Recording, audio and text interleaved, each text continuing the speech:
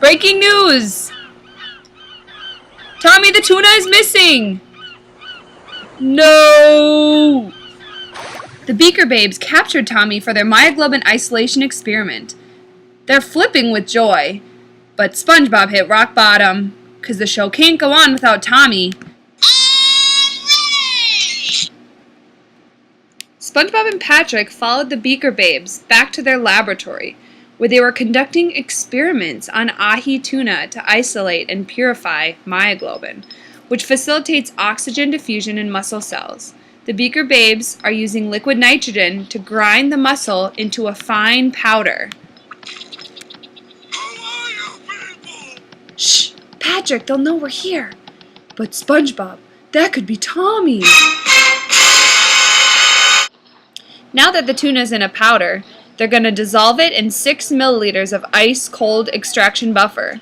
The buffer is a combination of EDTA, which will slow enzymatic activity and reduce oxidization, DTT, which acts as a reducing agent, protecting sulfide bonds against oxidation, and TRIS, which will control the pH, and PMSF, which is a serine protease inhibitor, because protease will destroy the proteins.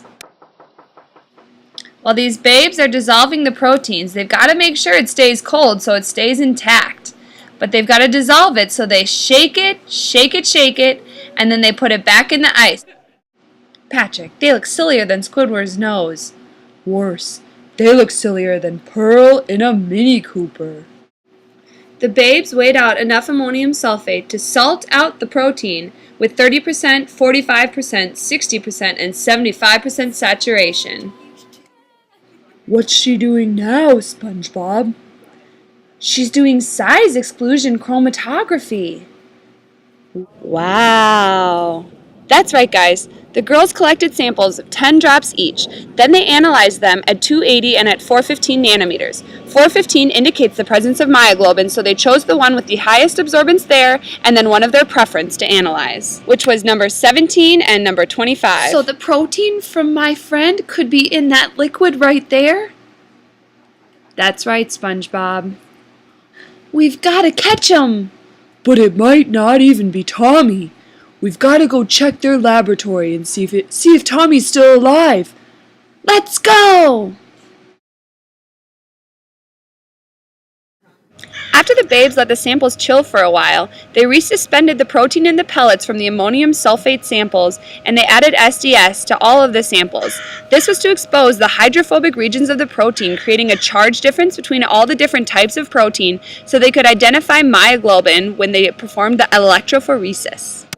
Then, the babes heated the samples. This was to denature them even further.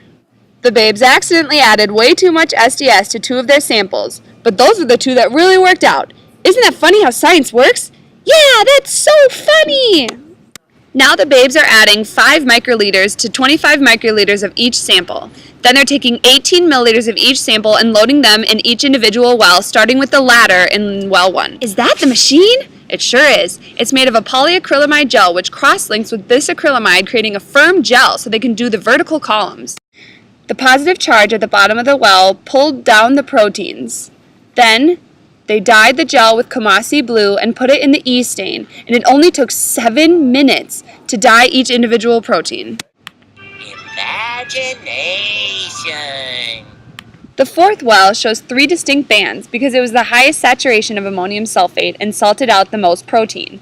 It shows 3 distinct proteins of different sizes, and the smallest one is the one that traveled the furthest down the gel. Also, we can see that dark, thick blue along the bottom is the myoglobin, traveling all the way down to the bottom with the latter. The crude myoglobin was in the last well, number 8, and doesn't show any distinct protein sizes. That just looks like a big smear!